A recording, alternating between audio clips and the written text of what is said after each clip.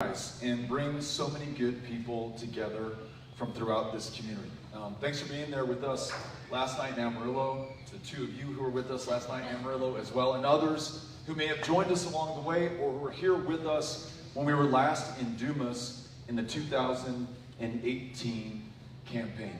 I got asked a question by someone who's not from here, but who followed us to the community.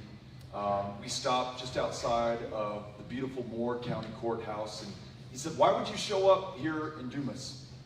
Why would you show up in Moore County?" Democrats get, I don't know what the numbers are. You know, that Han Solo line, don't tell me the odds.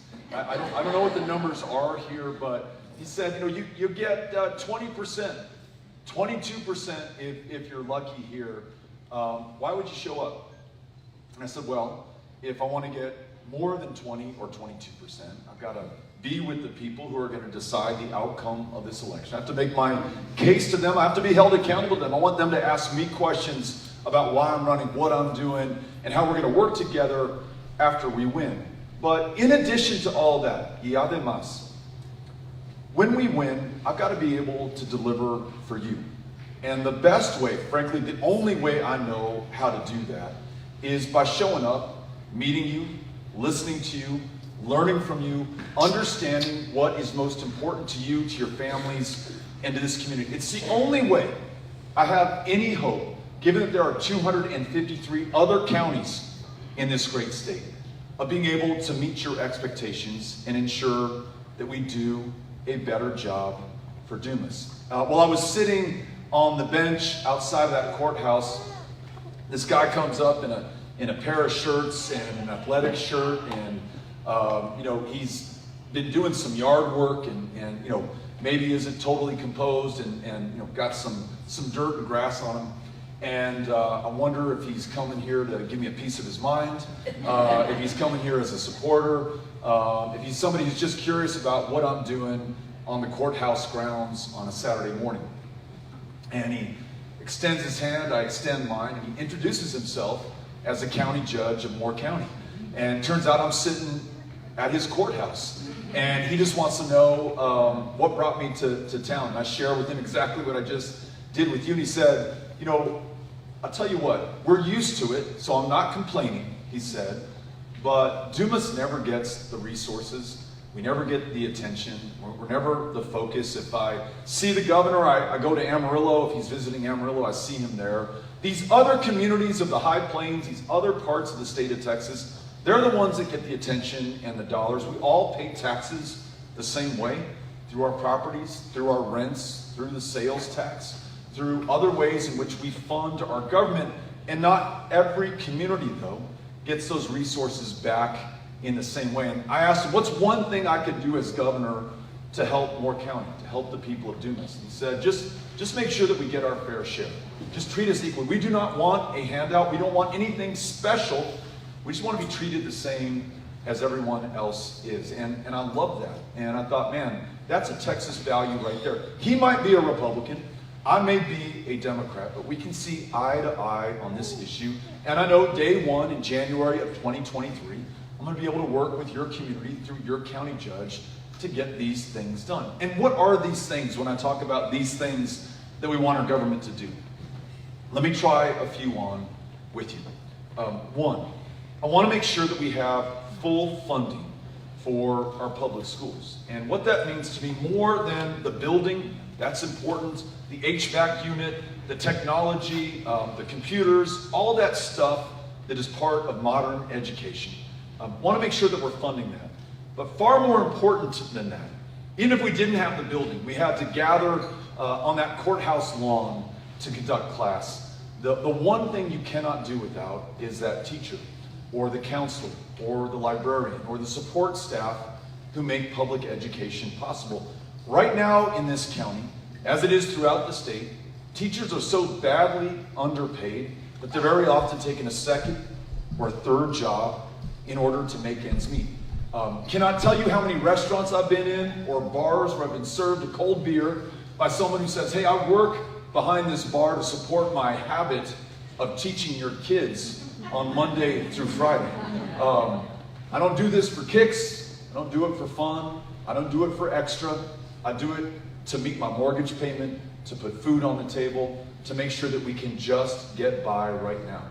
Why in the world would we be doing this to the best among us, those who dedicated their lives to public service, who are the best ticket for our kids to do something over the course of their lives, something I want to do. And I want to work with Republicans on this. I want to work with Democrats on this. I want to pay teachers more in Texas, at least $7,500 more per year, just to start out on. I want to make sure that I listen to them when they give us feedback and they say, hey, Beto, despite everyone's best intentions, this STAR test, this high pressure, high stakes test, it doesn't do anything. Let's cancel that test. Replace it with something better. Those retired teachers who gave the best years of their lives to this community and its children, who have not seen a cost of living adjustment since the year of our Lord 2004. Let's make sure that they get one this year and every single year going forward, because inflation, their cost to purchase medications, to pay their mortgage, food, gasoline, their electricity bill in the state of Texas, all of that's going through the roof. And for them to be getting the same that they were getting back in almost 20 years ago in 2004 is unacceptable to me.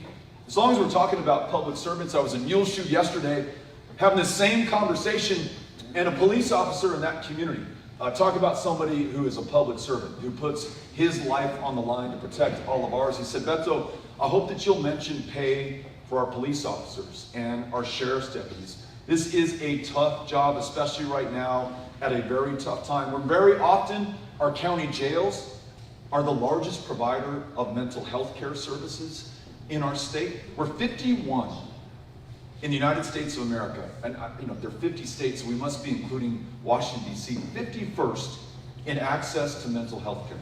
Dead last in the nation. So in addition to asking these law enforcement officers and deputies to stop and solve violent crime, we're also asking them to intervene with those who are experiencing homelessness or psychotic episodes, or who do not get health care, and turn to these deputies to arrest them, to take them into the one place they're guaranteed some care as well.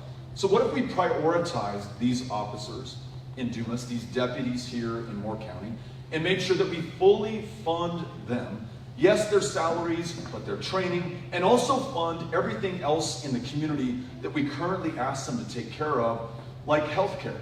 And one of the ways that we do that is by expanding Medicaid in the state of Texas. It would bring in $10 billion a year. Now, this is not money that falls out of the sky. This is not something that we print up in Washington, D.C. This is your tax dollars that you paid in federal income taxes up to your federal government that could come back to you in the form of Medicaid expansion to the tune of $10 billion. Lest you think this is some Democratic Party plot, the states of Arkansas, Louisiana, Oklahoma, New Mexico, 3 of those 4 border states with Republican governors and Republican state legislatures have elected to expand Medicaid there because they want to connect more people with care. They think it's unconscionable that anybody die of diabetes in 2022 or curable cancers or the flu for that matter. They want their property taxes reduced, which is what I will do for you as governor when we expand Medicaid, because you're no longer going to be on the hook for uncompensated care in your hospital. We'll make sure that we pay for that through Medicaid. And the last thing, and this is something that the county judge brought up. He said, I want you as governor, I want our state government, he said, to invest in the infrastructure in our community. So in addition to supporting law enforcement and public school teachers, and making sure that we expand Medicaid so that everybody can see a doctor or fill a prescription or take their kiddo to a therapist so they're healthy and well enough to live to their full potential, I want to make sure that the money coming in from the Texas Department of Transportation finds its way to this county and to your roads. I want to make sure that our drinking water and wastewater systems are modernized and you never have to worry or wonder about what's coming out of the tap. I want to acknowledge that we have gone through some pretty historic droughts in a part of Texas that provides the food, the fiber, and the fuel for this state and frankly for much of the rest of this country. And I also want to acknowledge that half of rural Texas cannot get online, cannot use the internet reliably. Try getting what you grow and raise to market if you can't use the internet. Try finishing your education, finding a job, starting a business, hiring people. If you are single and a little lonely, finding a date. Tough to do that without being able to use the internet these days. Let's invest in rural Texas the same way that we used to do this as Texans. In 1936, Congressman then Lyndon Baines Johnson, before he was a senator, before he was president, worked with President Franklin Delano Roosevelt on the Rural Electrification Administration. What they said is, look, no community in Texas, whether it's El Paso, whether it's Dumas, is looking for a handout, and frankly, we can't afford to do that. But if you will organize through a co-op, we'll meet you halfway, and we'll wire your town for electricity so your kids can do their homework by electric light, just like the kids in Dallas or New York or Tokyo or London or anywhere else on the planet. We made sure that we invested, that we partnered with rural Texas, and rural Texas flourished and produced so much of the success for the rest of Texas. Well, I want to make sure that we do the same thing when it comes to the internet throughout these communities. Right now, unfortunately, you have a governor who vetoed the Universal Service Fund, which underwrites rural broadband and telephone bills, meaning that if you're lucky enough to have access to the internet in much of rural Texas, your bills have gone up $25, $50, $100 a month. When you add to that this guy couldn't keep the lights on, or the heat running, or the water flowing when our pipes froze when the temperature dropped last February, our electricity bills have gone up on average $45 a month per ratepayer throughout the state of Texas. Add to that the $20 billion increase in property taxes that you are paying since this guy was sworn in more than 7 years ago. It's becoming less and less affordable for people to live in the state. The current governor is the single greatest driver of inflation and high prices that you are paying right now. So look, if we band together, Republicans, Democrats, independents, rural and big city alike, we're going to be able to do these things. Make sure that everybody gets their fair share. A government that partners with our communities, no matter where we're from or where we live, and reduces our property taxes, reduces our electricity bills, makes it more affordable to raise a family, start a business, or work and live and thrive right here in this state. Last thing that I want to say in terms of issues. When you leave this meeting and your spouse, your parents, your kids, your colleagues, your neighbors, they say, I know that you went and saw Beto. What's this guy all about? Share with them what I just shared with you. He talked about world-class public schools by supporting our public school teachers. He talked about making sure that we can attract great jobs and employment opportunities by investing in the infrastructure of our communities so that we have our fair share. He talked about everybody being able to see a doctor because we're going to expand Medicaid. And he wants to work with people from both sides of the aisle. Great jobs, world-class schools, the ability to see a doctor. We might argue over a lot of things, but on this much we can agree. And that's what I want to focus on as governor. Now this other guy, he's going to try to tell you, if you're a woman, the decisions that you can or cannot make about your own body, about your own future, about your own health care. If you're gay or part of the LGBTQ community, he might want you to feel bad about yourself. He might want to criminalize you as a parent if you're raising a transgender kid. If you're someone who fears for your child going into that classroom 8 weeks after you validate, knowing that nothing has changed in terms of protecting us against gun violence, he ignored our police officers and our sheriff's deputies when they begged him not to sign permitless carry, did it anyhow. Now, just about anyone can carry a loaded gun on our streets without a background check, without any training, without any vetting whatsoever. And my kids who start school in sophomore, freshman years of high school, 6th grade, middle school in El Paso, in 7 days, those kids are no safer when they start that first day than those kids were in Uvalde, because nothing has changed. We don't have a governor right now who's standing up to fight for us against the gun lobby, for everyday people, and especially for our kids. Tell me who's more important than the young people among us. We'll let him have the culture wars. We'll let him sow division and hatred and try to tell us who we're supposed to be afraid of. We are going to come together. We're going to unify. And we're going to do the big things that we know we're capable of, that we're proud of in our own lives and in our families, and we're going to be proud of in this state again. So thank you for joining me today. I want to make sure that this is a conversation. So Cynthia Cano from my team has a microphone. And when you're ready, if you want to ask a question, if you have an idea or a comment, she's going to bring that microphone to you. But as we get ready to start the conversation part of this gathering, let me just ask you if you're interested and these issues resonate with you. You want to see better schools, better opportunities to get health care, better jobs in Dumas, Texas, your fair share of state spending. We're going to need your help. I cannot win this race on my own. I will not win this race on my own. It won't be the Democratic Party that wins this race in the state of Texas. It's going to be up to the people of Moore County. It's going to be up to the people of Texas to get this done. Now, I can say everything I just said in a television ad. Maybe folks won't tune in. Maybe they won't see it. Maybe they just say that's a politician on TV. He doesn't know me. I won't listen or pay attention. If you reach out to a neighbor by knocking on their doors, by making a phone call, by having a conversation in your own words from your own heart about why you came out here today, I guarantee you they're going to pay attention. They're going to listen to you. They're more likely to vote, and they're more likely to vote with us in this next election. So there are a few volunteers among us, and after the meeting concludes, they're wearing yellow vests. They're going to be here to sign you up if you want to volunteer with us.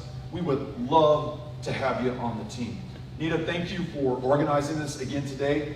Cynthia, you've got that microphone. Please raise your hand if you've got a question, and we'll bring you in to the conversation. All right, I see 2 hands up. I'm going to go here first. Hello, my name is Ward Valdez, and I have a question about what can you do for unions, and such as abolishing right to work laws. Mr. Valdez, I appreciate the question. Texas has what is so-called a right-to-work law, which makes it very hard for workers to be able to band together and use the leverage of the value that they provide for their employers to get better working conditions, safer working conditions, time off to spend with family, or if you're sick and you need to take care of yourself, better pay, and also better outcomes, not just for their employer and the organization they work for, but for the larger public. So many of the things that we have today in this country that we may take for granted actually came from workers organizing, standing up, and fighting for themselves. Very long, very proud tradition right here in Dumas and in the Panhandle of doing just that. So what if we move from the current model to one that I like to call right to organize? That there will be no obstacle in your path should you want to be able to do better for yourself, but also for your colleagues and your co-workers and everybody else in this country. Imagine if we didn't have a minimum wage in Texas that was $7.25 an hour, which it still is today. No matter what the price of gas is or how much it costs you to fill your prescription for insulin, it's still pegged at $7.25. Many of you may not work at $7.25. I'm meeting people all over the state who do. 2 young women yesterday in Muleshoe, both earning $7.25, both working 2 jobs, not one, to make ends meet. Texans work hard. You should just have to work 1 job to be able to do what you need to do in life, not 2, not 3. Raising the minimum wage is a priority of mine. I want to get it up to at least 15. Having the help of working Texans to do that. In fact, following their lead through their unions is a great way to make it happen. And lastly, we talked about jobs earlier, and I want the best jobs in America to be created right here in Texas. I want the best jobs in Texas to also be found right here in the Panhandle. We're lucky that we have so many jobs in ranching, in agriculture, a slaughterhouse not too far from here. We're lucky that we have energy jobs around oil and gas. I'm proud of all of them.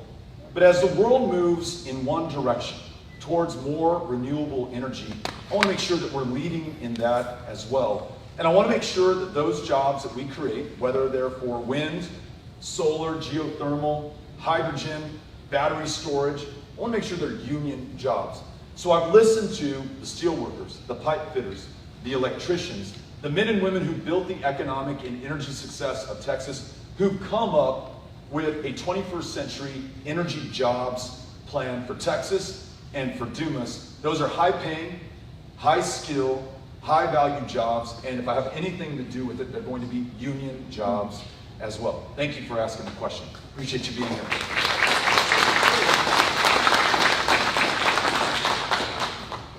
This is a procedural question that I have, but I have 5 grandsons, and one of them is currently in therapy because he's so fearful of school shootings and returning to school.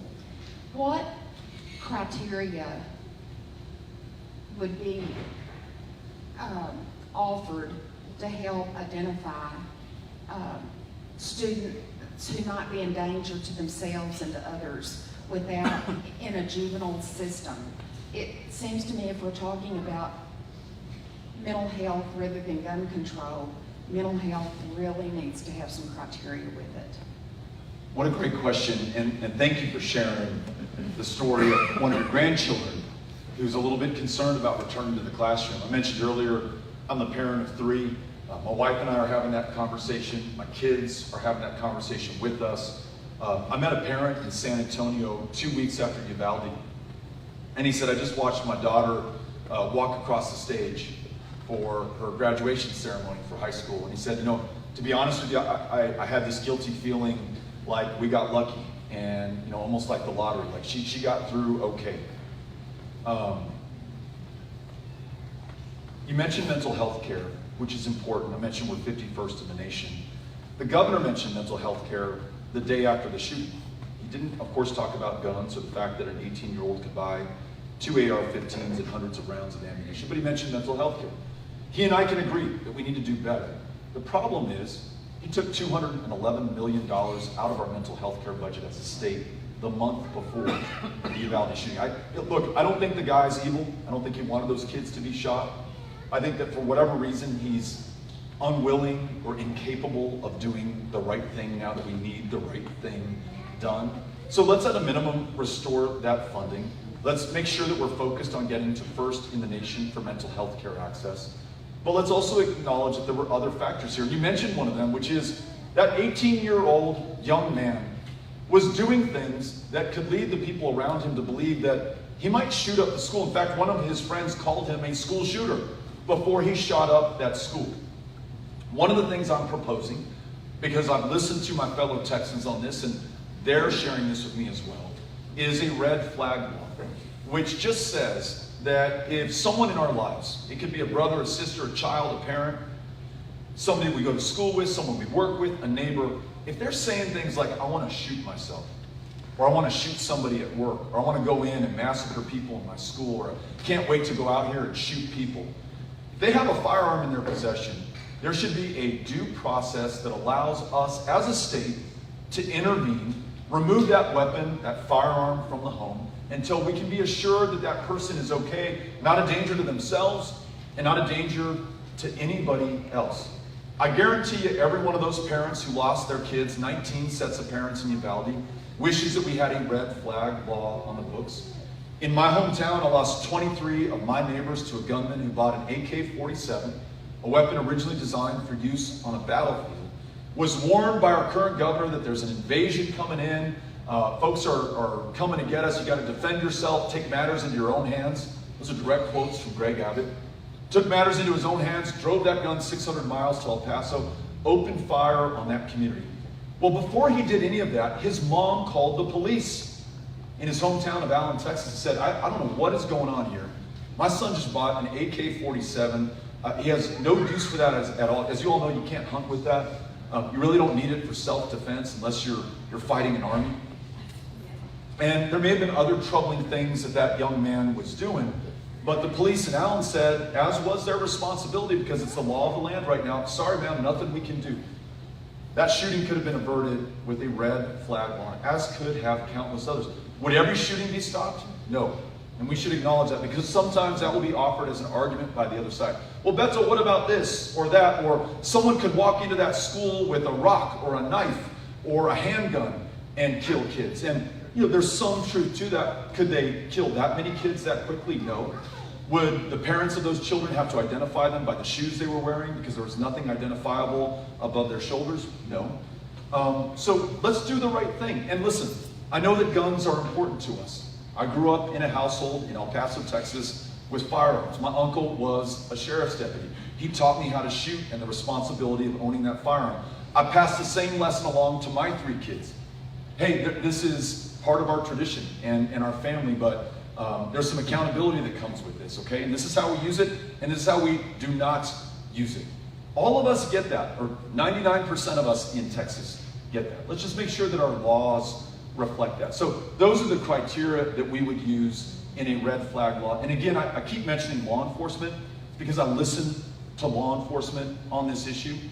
Permitless carry, which, as I mentioned earlier, you no longer need a permit to go out and carry a gun out in public. Before that, we had a program that you all are familiar with, some of you participated in, called License to Carry. You want to carry a gun in public? In the good old days before last year, you had to go through a background check.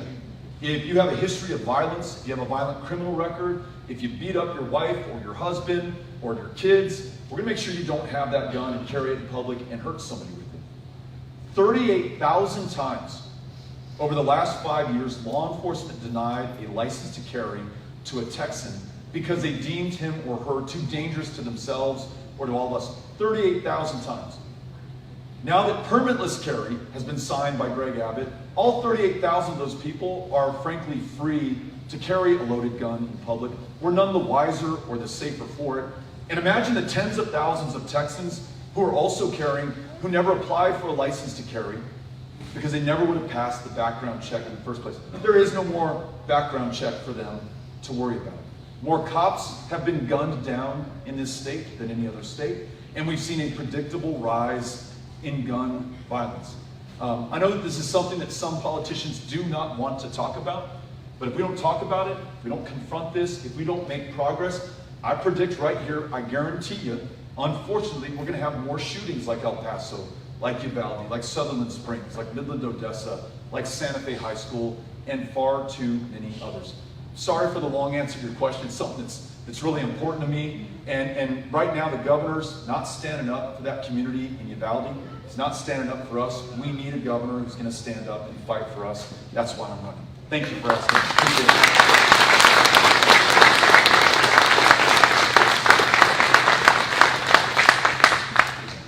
Morning. First I want to say I'm a 5th generation Texan. My great-great-grandfather served on Congress of the Republic of Texas. Wow. His photograph hangs in the Capitol today. I broke my back twice. I've had major reconstructive surgery of my lower back. When I was released, they had me on 90 hydrocodone a month. 90. Then they changed the law and I could no longer get my pain meds. I had a monkey on my back. I drove from Amarillo to Colorado and treated myself with cannabis. Legal cannabis, I paid for it, taxed on it, I brought it across the line. They pulled me over one day for driving under the influence of long hair. That court building we were at today, they received from my disability check $60 every month. And I have to show up, I have to drive from Amarillo to here to give them a urinalysis, which I also have to pay. What are we going to do about this? Thanks for being here and for sharing this story. Cynthia, who's taken the mic from you, was with me at a town hall in El Paso that we held. And some of you may know I served on the House Veterans Affairs Committee for 6 years. And so we'd hold a monthly town hall, typically dominated by issues at the VA and with veterans. And someone with a story similar to yours said, I came back from Afghanistan with post-traumatic stress disorder, may have had traumatic brain injury as well. And he said, like you, I was prescribed hydrocodone, an opiate, to which I became addicted. And the VA, and for those who work at the VA, this isn't you at the local level in Dalhart or Amarillo or at any of our VA clinics or hospitals, this is the mothership in DC. The VA, as only the VA can, said, oh, you know what, we have a problem with opioid addiction. And they cut this guy off cold turkey with nothing to replace what he was receiving to manage the pain that he was feeling. And in front of like 300 people at that town hall, he said, I'm just gonna tell you, Beto, I am buying heroin on the streets of El Paso. I'm not a junkie, not a bad guy. I'm trying to treat myself for how I came back broken from this war you all asked me to go out there and fight. And what he asked is a very similar, simple, common sense question like yours. Why, if I were to purchase cannabis or marijuana, would I be treated as a criminal in this state when it's legal in most of the states in the union? Legal in most of the developed world right now. I don't know if you can become addicted to marijuana. Some people say you can. I don't know that you can. I don't think you can die from it. It helps so many people with fibromyalgia manage their symptoms and be able to sleep. Helps so many people with glaucoma do better. Helps people with cancer regain their appetite and make life worth living again. So many veterans, and I cannot count the number, who've come up to me with any number of issues they came back from service with, have told me marijuana is the one thing, cannabis is the one thing that helps them out. But they're a criminal in the eyes of the law if they use it here. This is my proposal, that we legalize marijuana in the state of Texas, that we expunge your arrest record and the arrest record of anybody who served time for possession of a substance that's legal almost everywhere else, that we save $500 million a year that we're currently spending to incarcerate people throughout this state, who very often are stopped for driving, for not having long hair, but having a different skin color than I have, and are frisked and are found to be in possession of this and end up serving time at a rate far greater than other Texans are serving time. What if we gained another $500 million from taxing the controlled legal sale of this substance in the state? That's $1 billion to deposit it. Let's put that towards reducing the property taxes, or investing in our schools, or sending money to this community for infrastructure. Whatever it is, it would be far better spent than fighting this losing war against a substance that, if we're just going to be honest with ourselves, any Texan can get their hands on if they want to already right now. But we're losing out on the tax revenue from it, and we're making veterans act like criminals in the eyes of the law. So we will, with your help, make marijuana legal in the state of Texas and expunge those arrests. Thanks for asking.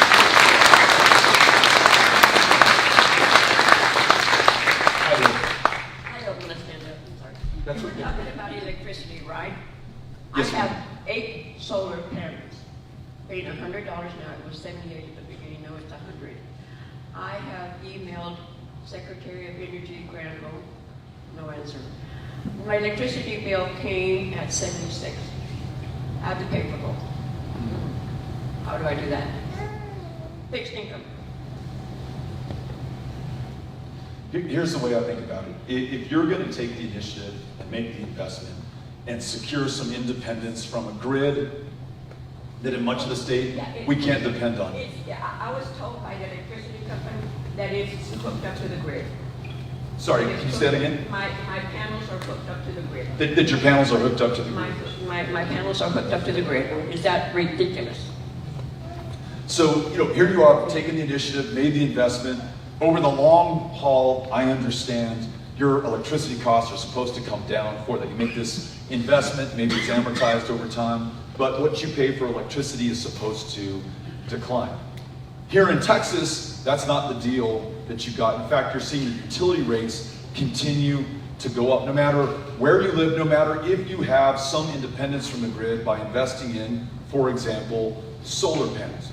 So what I want to do is work with you and others who've made this investment in renewable energy and make sure that instead of being penalized, you're able to enjoy the savings that you thought that you were producing in the first place. Second, we were talking about union jobs a second ago.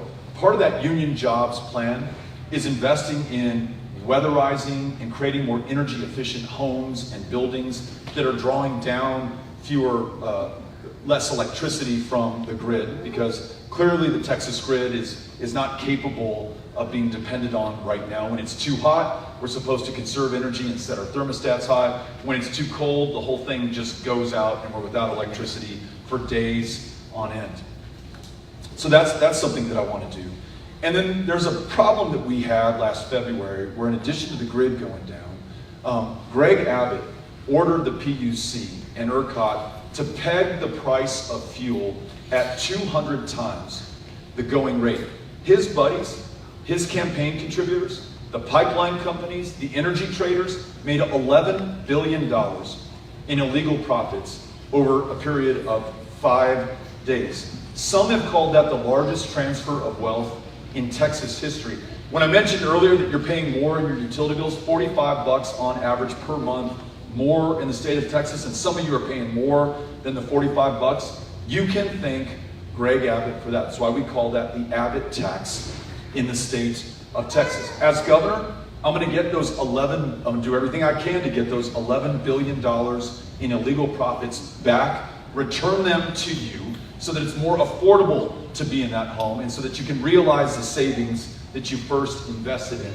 And before we leave, I'm going to make sure that Cynthia gets your contact information because I want to understand your relationship with your local utility and how that works with everything else that I just said. But thanks for raising the issue. Thank you. Appreciate it.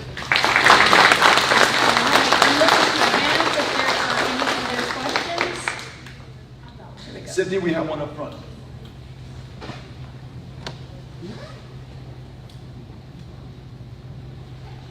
Yes, a few months ago, the Democrats and the Republicans in the Texas Senate were bragging about they had gotten some grants for the electric grid so they could make updates. Can you tell me where those grants came from? Did they come from the state of Texas or were they federal grants?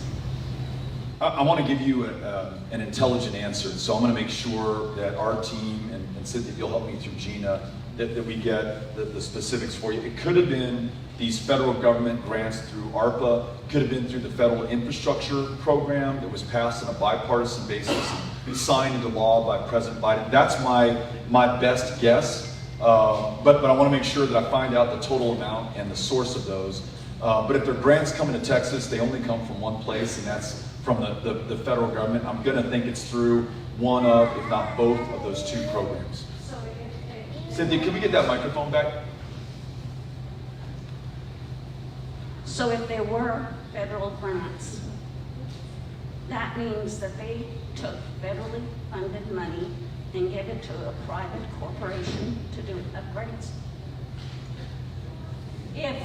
If they are federally funded. That may be the case. And here's another one where we want to do some follow-up. I know Cynthia's taking a note right now so that we can make sure that we get you an answer. But you know, the word corruption gets used a lot in politics, maybe overused. But when I mentioned the $11 billion that was transferred, the governor ordering the increase in the price, the fact that some utilities had to file for bankruptcy because they had a deal with the pipeline company, and the pipeline company said, to hell with the deal that we had, I'm going to charge you everything that I can because the governor said I could. And then for one of those company's CEOs, Kelsey Warren, to cut a $1 million campaign contribution check to Greg Abbott in the first week that he was legally able to do that. I mean, connect the dots right there. That guy's company made $2.4 billion over those 5 days when people were freezing to death in their homes, dying in their garages from carbon monoxide poisoning, burning up in their houses because they were setting their furniture on fire because they and their kids were going to freeze to death otherwise. More than 700 Texans lost their lives. And after all that happens, they haven't fixed the grid, they haven't weatherized or winterized it. God only knows if the temperature will drop low enough for the grid to fail again. We are all praying and hoping that it does not, to be clear, but we should also be clear-eyed about the fact that it will unless we make some changes. So that's why it's so important for all of us to be involved in this campaign, reaching these voters, making sure they understand what's at stake. Thanks for asking this question. Cynthia, we're going to make sure we follow up, right? Time for these two. Yes, I will follow up with her. Hi, good morning. Good morning. I want to say first, thank you for coming to our small town, because sometimes we're overlooked here in the Panhandle.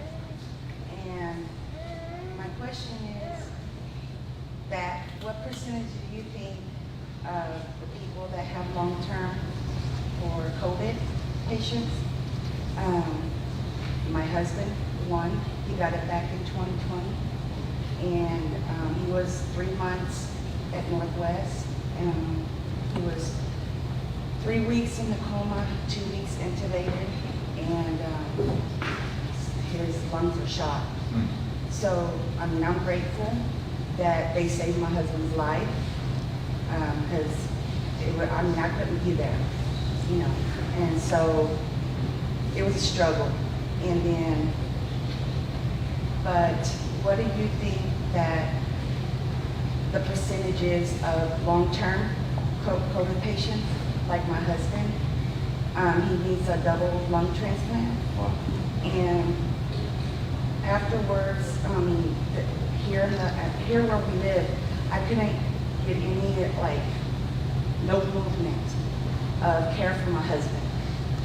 I don't know if it's lack of the things, the equipment needed here for him. So we had to look elsewhere. So our doctors are in Houston. So my question is, do you think that in the later run, if you become governor, that would get better health care here in the Panhandle? First of all, I just want to tell you, now that we've heard your story, your husband's story, I think I speak for all of us. We're going to be thinking about you. We'll be praying for you.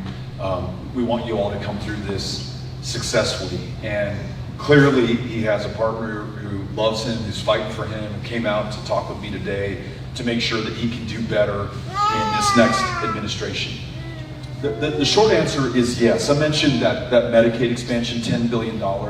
That's really just a start. It's a big start. It's a $10 billion start. But it's insufficient to meet some of the challenges like the one that you're describing right now. In Muleshoe, I learned that while we have a hospital in Bailey County, we don't have obstetrics there. And so we're missing out on something that I take for granted my wife and I took for granted in El Paso, or folks take for granted in Houston. From you today, that's why I show up here, I learned that in a condition like your husband's, you've got to travel hundreds of miles clear across the state to get the medical care that he needs to keep him alive and going. You asked me a very specific question earlier, how many people have long haul COVID and the conditions that are connected to that. I don't know, but it is significant in a state that has lost nearly 100,000 lives to this pandemic, and the pandemic is clearly not over yet. We want to make sure that we spare no expense to connect people with that care that they need. One, it's good for them. I mean, you all are counting on each other, and we're counting on you, and you're counting on us. We want to be there for you. But two, if we're not able to ensure that you're as healthy and well enough as you can possibly be, then we're going to lose out on the jobs that you create, the jobs that you work, the kids that you teach, the families that you raise, I mean, all the good things that you're on this planet to do in the first place. We all have a vested interest in the outcome of this one. So going back to what Judge Rhodes asked of me when I saw him outside the courthouse an hour ago, I want to make sure that this community gets its fair share of funding. You're treated with the respect that you're owed as a Texan who's every bit as much a Texan as the person in El Paso or Houston or Nacogdoches for that matter. So yes, let's invest in healthcare. I'm just going to tell you that $10 billion is the start. We're going to have to add supplementally to that to make sure that we stand up some of these closed clinics and hospitals, expand the kinds of offerings that they're providing, and making sure that this is a place that you can stay to receive the treatment and care that you, or in this case, your husband needs. So thank you for asking the question. Thanks for sharing that story. We all wish you the best. We wish him the best. Thank you. It's going to be our last question. When I was 17 years old, I didn't know what was happening to my body. I went to the emergency room and I was having a miscarriage. I was probably about maybe 3 to 4 months.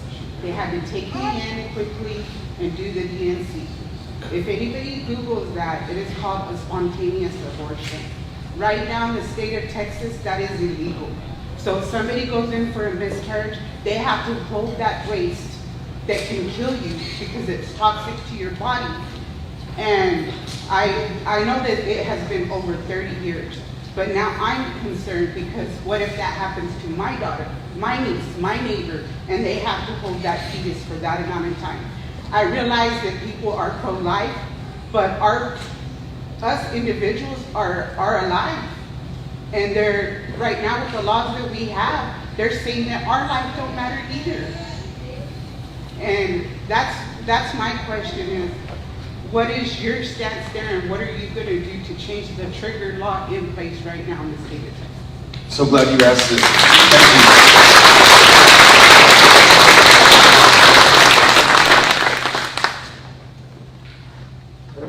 Thank you. It would have been almost impossible for me to imagine, and this is a failing on my part, even a few years ago, that you would have a total ban on abortion in the state of Texas with no exception for rape or incest.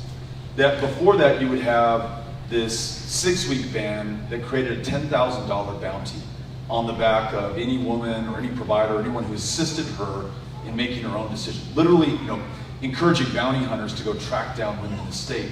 Or that today, Republican members of the legislature are proposing that we check your travel documents before you leave the state of Texas if you're of childbearing age, or that companies and businesses that want to pay for women to leave this state to make their own private personal health care decisions, that those businesses could be in court facing charges of murder, as the way that the Texas Freedom Caucus puts it in a letter that they just sent to one of these law firms that was trying to do just that right now.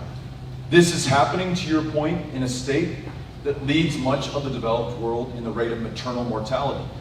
Because it is so hard to get family planning help, to get a cervical cancer screening, to see a provider of any kind in the least insured state in America. For black women, it's 3 times as deadly in the state of Texas right now. Your question is a great one. So what are we going to do about it? First of all, I want to make sure that you know that I'm running on a platform that includes the ability of every woman in this state to make her own decisions about her own body, her own health care, and her own future. I trust the women of Texas to make the right decision. It's been the law of the land of this country and this state for half a century. It's the right thing to do. It's the best way that we can honor your freedom, your independence, our Constitution, all the values that we hold dear as Texans. I want to make sure that I look for the common ground wherever I can find it. You mentioned people who describe themselves as pro-life. I'll share with you very briefly a conversation I had at Sugar Land recently. A young woman was there with her 4-month-old child. And she said, Beto, I've been pro-life my entire life until I was pregnant with this guy.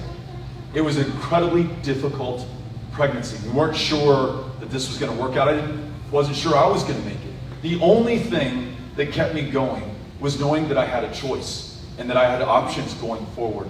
Without that, if I was forced to carry to term, even if it was going to endanger my life, I don't know that I could have made it. And she openly talked about the fact that she was thinking about taking her own life. She said, literally what saved me was the ability to choose and to know that I had that power and no one had that power over me. When I share that story with people who today consider themselves pro-life, and I respect their decision, their views, I won't try to change anybody, I think that I find some common ground where they say, hey, I can understand that, or Beto, I didn't know about this maternal mortality rate and that women were dying in a way that they aren't in almost any other state or any other developed country, or that we leave the nation in teen pregnancy and repeat teen pregnancy because people can't get in to see a family planning provider, or that they're talking about outlawing contraception, same-sex marriage, intimacy between same-sex partners in the state of Texas. Again, it's not going to just stop here. So winning this election on this platform is incredibly important. And then working together, Democrats and Republicans alike, to make sure that we restore the protection for this right, that's just as important as well. And a warning, the work is not over on the night of November 8th when we win. In some ways, the work has just begun. We're all going to need to come together in Dumas and meetings just like this after the fact to make sure that we apply pressure on those representatives who serve in that legislature to do the right thing, and to let them know that their re-election will in some large degree hinge on their ability to respect the rights of the women that they purport to represent. Thanks for asking the question and for being a really important one. Great to see you. Cynthia Estola. So we want to thank you all. Cynthia has been doing these great group portraits at our meetings, and we're going to bring a chair up here. And if you all will just stay for 30 seconds, we're going to take a group picture. We'll do the 0.5 wide angle setting this Kano. And then if anybody wants to individually come up and say hi and grab a picture, just say hello. You don't have to take a picture. Would be very happy to shake your hand and have a chance to personally introduce myself. So I'm going to give this mic to you. I'm going to sit down here and we're going to take this picture. You mind if I sit right in front of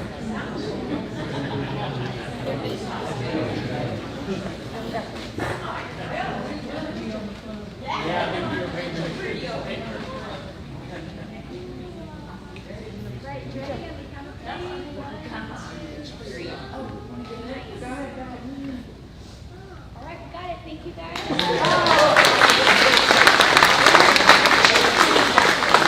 you all very much. We're going to hang out here if anybody wants to come by and say hello. Oh, over here?